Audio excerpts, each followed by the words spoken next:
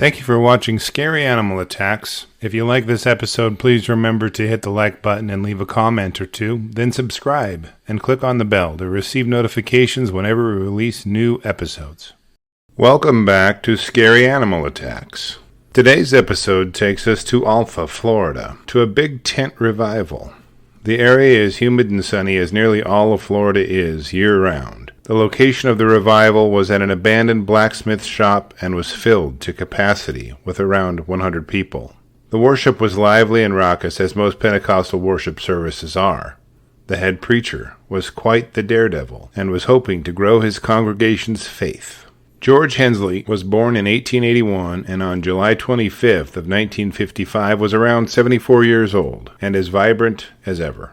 He loved to preach loudly and charismatically to anyone who would listen. He was a native of Appalachia and toured the southern United States preaching, healing, and praying with people. He preached the Word of God even though he couldn't read. George preached holiness, but had a hard time holding down a job and was known to drink too much and get into fights. His wives seemed to be able to deal with him for only a short time as well, as he had 4 of them. George had a few run-ins with the law that all centered around alcohol. He didn't stick around, though, to complete his jail terms, as he would skip town and go back to preaching at revival services. One central doctrine of George's ministry was based on a verse from the Gospel of Mark, quote, "And these signs shall follow them that believe. In my name they shall take up serpents," end quote, which is what leads us to our episode today. Snake handling was illegal in many parts of the South, as it was also a popular practice to some churches, but it was a central part of George's preaching. The afternoon in question, George delivered a powerful word on faith. He had brought something with him today, as it was the last of a 3-week preaching campaign. Inside of a lard can, George had brought with him a 5-foot-long snake, but it wasn't no water snake. This was a timber rattler, a big one too. George reached inside the lard can and slowly pulled the big snake out. As the man showed the snake around the church so everyone could see it, he held it and preached about taking up serpents and how it was a demonstration of faith. George took the snake by the head and tail and draped it across his shoulders and danced around, demonstrating his bravery and trust in the Almighty that he would not die from a bite. As he danced and moved the snake around his body, George took the snake by the head and placed it directly in front of his own. He moved the rattlesnake all over his face to demonstrate to the congregation that it would not bite him due to his faith. Keep in mind, this was without grasping the serpent behind the head, as most snake handlers do. This snake was simply lifted by the middle part of his body so that it could look around and move wherever it wanted to. George proceeded to walk around the room with the rattlesnake draped over his shoulders, sometimes dancing, sometimes simply preaching and bellowing out directives on faith. He walked back and forth across the stage and to the front and rear and sides of the congregation as they watched in awe as the snake did not bite George. As one final act of faith, George rubbed the snake's body and face all over his own face and draped it over his shoulders again.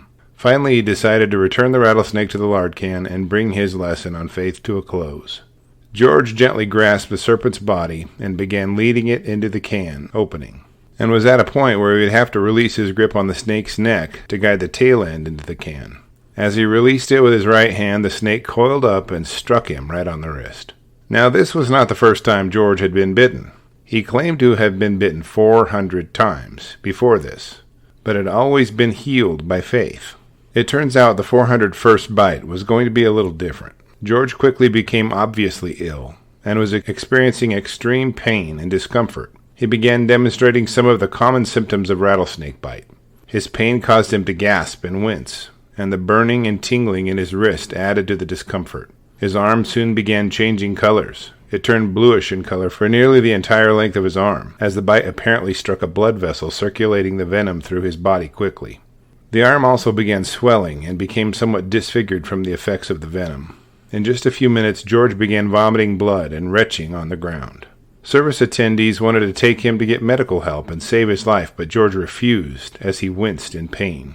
George even pointed out that if the congregation had more faith, he wouldn't have been bitten. George's wife Sally stated that she believed the bite and suffering he was going through was God's will. George suffered through that night and died early the following morning. George's death was ruled a suicide, which is a serious sin in nearly all Christian denominations. A country music band played at his funeral, which happened 2 days after his last sermon. At his funeral, many of the congregants declared their devotion to handling snakes, and Sally took up his mantle to preach the benefits of snake handling. She said that the event hadn't caused her to lose an ounce of faith. Today, George Hensley is credited with spreading the Penecostal practice of snake handling throughout the southern United States. George was a faith-filled preacher, but his illiteracy betrayed him, as he apparently didn't read Deuteronomy 6:16. You shall not tempt the Lord your God. There's nothing stated as to what happened to the snake that bit and killed George Hensley.